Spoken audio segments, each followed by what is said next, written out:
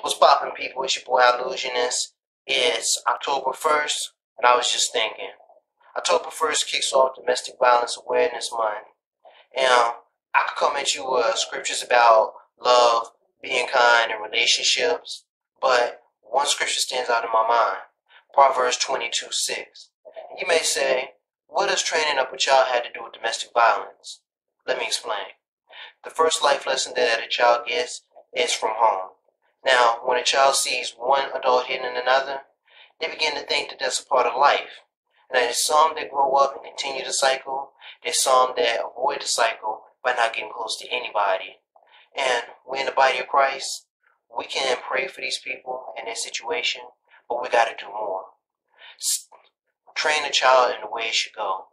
Let your child know that they don't have to put up with abuse.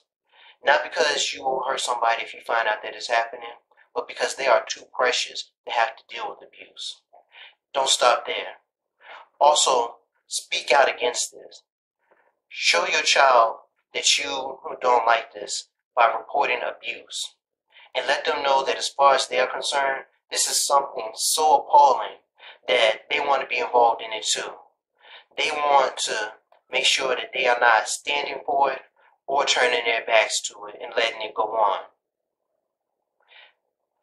So, if you got any questions, check the description box below.